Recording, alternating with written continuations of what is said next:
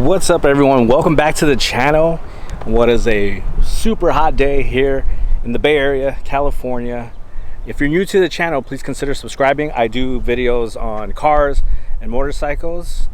And yeah, what I've rented from Turo, which is a renting app where you could rent other people's cars, is a Porsche Boxster 981. This is a base model. Let's get the drone up and get some nice shots.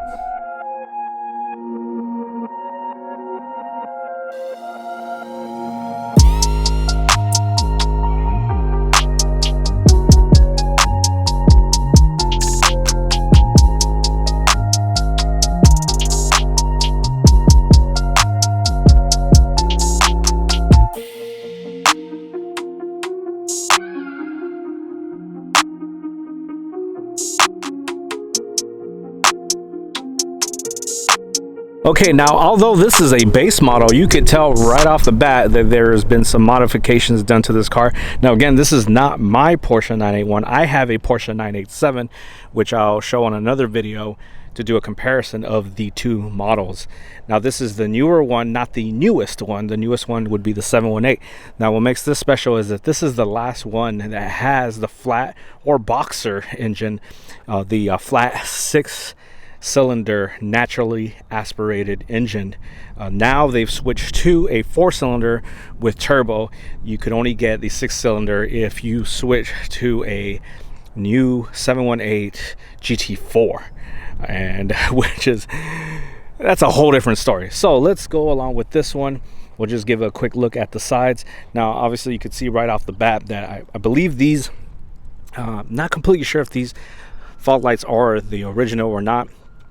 They are daytime running lights as well, and these might be aftermarket as well here, although it looks very nice.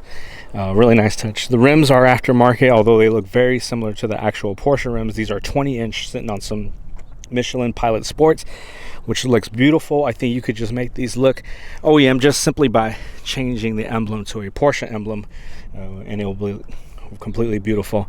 Now the Porsches, their gas tanks are actually, not only are they on the front, but they're also on the passenger side, which might be different for a lot of you folks which pump the gas usually on the driver's side and on the back usually. So the Porsche 981 is a mid-engine, so what you see here, there's a vent on each side. I believe that this vent pushes out any hot air, whereas the other vent actually sucks in some cold air. So you got two things going on at once, and the engine sits somewhere right underneath here.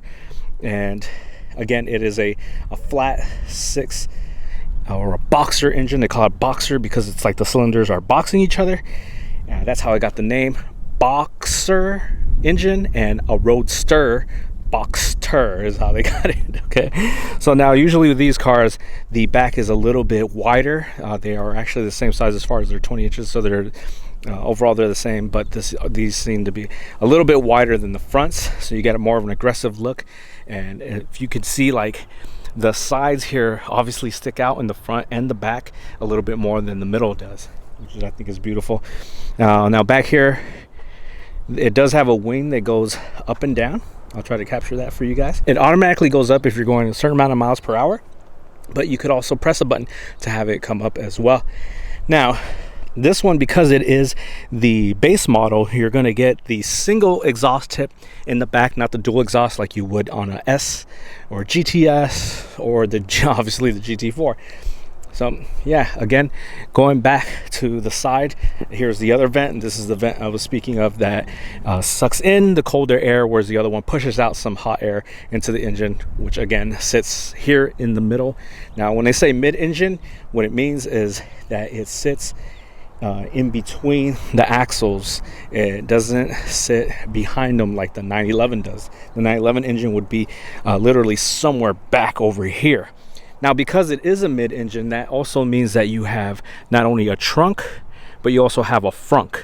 And I mentioned this before, some people automatically call this a frunk, but the rule from my understanding, the rule is you only call this a frunk if you also have a trunk. So on a 911, where the engine would be back here and all you have is this would be the trunk. Does that make sense? So you have to have two in order to call the front one a frunk. Frunk. Anywho, You got your side markers right over here, and the mirror, nothing crazy going on here, no lights or anything like that. Pretty basic stuff. The top is up. Let's bring the top down. Okay, so before I bring the top down, I'll just show you the key real quick. It is in the shape of a car, and you have your buttons to unlock, lock, get the frunk and the trunk open as well. Now, Porsche is one of the few that I know of that do not opt for the push to start. I guess unless you have maybe a 918 Spider, maybe, I'm not sure. But as far as I know, they still use where you crank the engine on, and like all Porsches, it is on the left side. And the reason being, in case you didn't know, and I've mentioned this before in past videos, they do this from the Grand Prix, the Le Mans racing, the 24-hour.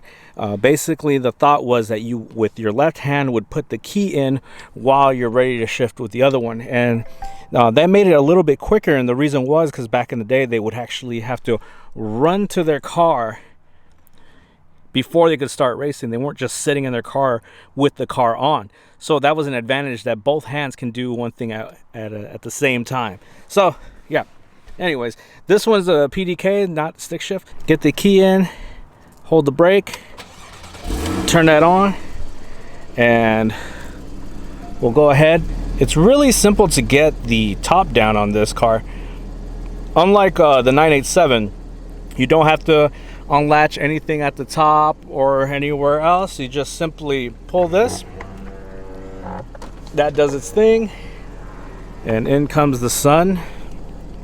Keep holding it, and da-da. I'll go ahead and turn off the car for now and give you guys a quick look how it looks on the outside. So before I go over the interior of the car, just want to point out something. Like, this is now with the, obviously it's with the top down, and you can see this gets tucked away in here and out here. Now, I believe this was an option when the car was bought, where these pillars here behind the seats are painted the same color as the car. This might have been done afterwards, but my guess is that this is an option that was chosen when the car was bought. So I think that's a beautiful touch to the car. I think it gives it an overall nice look. And as we go back to the interior, well, right before that, I'll give you a look at the front. And there you go, top down, looking beautiful. Now, as we step into the interior, one thing I have to point out is, yeah, these lovely red seats. Now, red seats with an asterisk, believe it or not. And look at this, looks genuine. Guess what? It's not. This is actually a cover put on by the owner of the car, and I think it looks really good.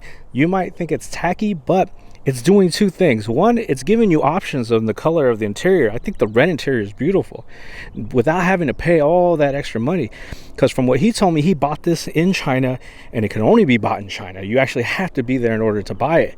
You can't have it shipped. He'd never found it anywhere online. Now, the center console one doesn't look as good, in my opinion. You could see right there, or it's kind of like folding in and keeping this from popping out. But as far as looks, it looks great, I think, and you can see that being held on right there. So we'll give that a close.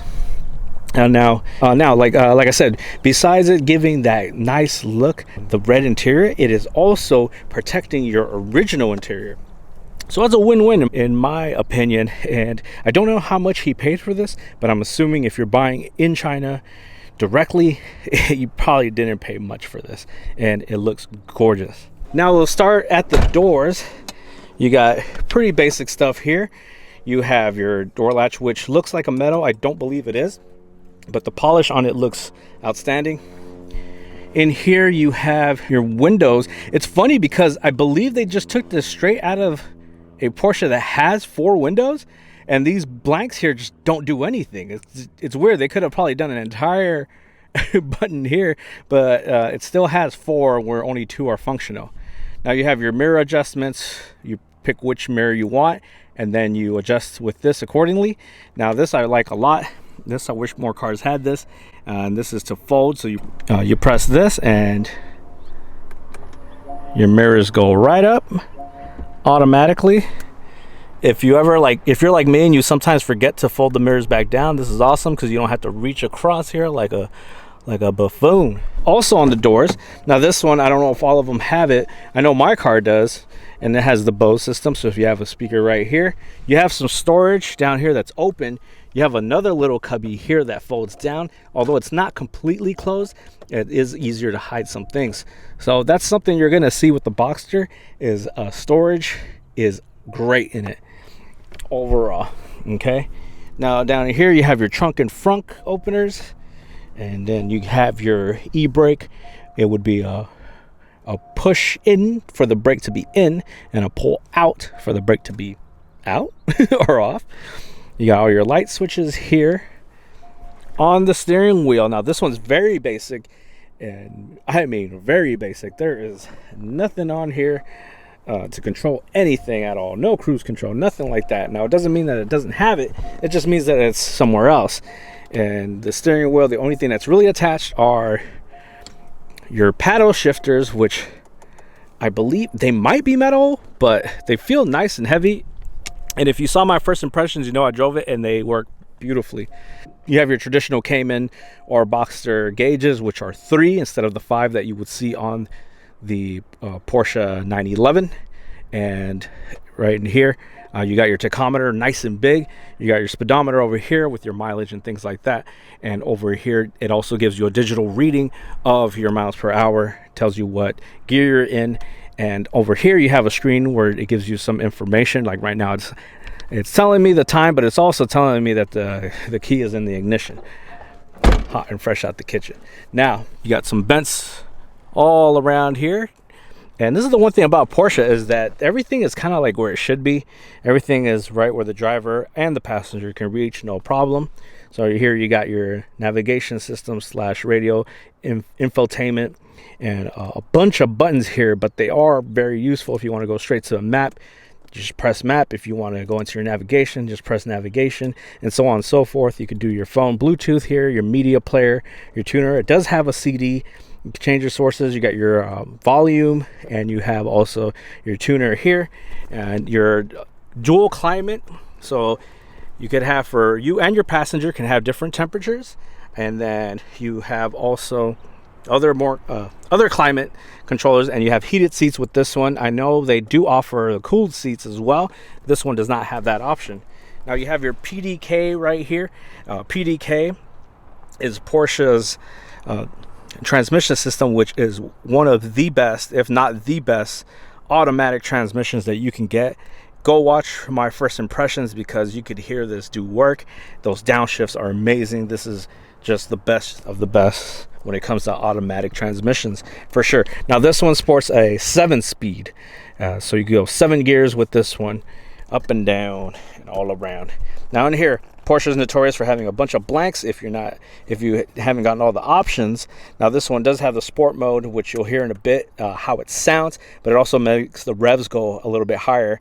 You got your traction control off, again your convertible top up and down, and you have your wing up and down, and again, like, these are all blank right here. You have this, which is distracted by this right here. Have a little ashtray and cigarette lighter. And then you got another compartment here. You could put maybe your phone, your glove box, which also has where you can charge. Looks like it has an auxiliary port and also a USB port as well. Plenty of space here, and that's what I was saying. You got storage in the doors. You got storage here. You got storage in the middle. You got your cup holders that pop right out, and if you have one or both out, you could just have them out like this while this stays closed. And these are adjustable as well to the cup size. They work really well. And just close that back up and it's good to go. Other than that, nothing else to show you here in the interior of the car. So I can't show you the engine obviously because it's right in the middle, but what I will show you is I'll show you the frunk, and I'll show you the trunk, just to show you how much how much storage you have in this. We'll start in the back, and this is your trunk. Got plenty of space here, nothing too crazy, but a good enough room. In my Porsche, I've, my backpack, maybe one piece of luggage, some groceries. It does get warmer in the back, so if you're picking up some hot food, This might actually be the spot for you. You put your, throw your KFC or Popeyes or something for the family that's nice and warm. You want to keep warm. It actually works pretty well at keeping it warm. Now you have a couple of fluids back up here that you can fill yourself. And now up to the front. Now this one you do have to unlatch like you would like a traditional car. Your battery and all these other things that you need to fill are over here. They're covered, but this should pop open no problem. You have very, very deep storage here. Now this is pretty much most of my arm's length. Again, when I've used it for my car, if you want to keep things a little bit cooler, they would go up here instead. You do have a pouch here where you could store other things, maybe some tools, and access to other little areas in here as well. And it's just really great use of the car. So this car, in my opinion, if you don't have a lot of passengers, now by the way, this is really light. If you don't have a lot of passengers, you don't have to worry about a lot of passengers. This is a very, very practical car. Now the gas mileage is not horrible on this. This one is a 2.7 liter flat six. I want to say the MPG is still in the 20s, so it's not that bad. And it's a fun car, a practical car, lots of storage. You could go on a trip with maybe you and your significant other and would have a great time. Now I think the next thing we should do is I'll place the camera down here by the exhaust and we'll hear it turn on. It'll turn on in regular mode, then I'll switch it to sport mode. I don't think I have to let you guys know. You'll hear the sound difference when it switches to sport mode, but we'll do that right now.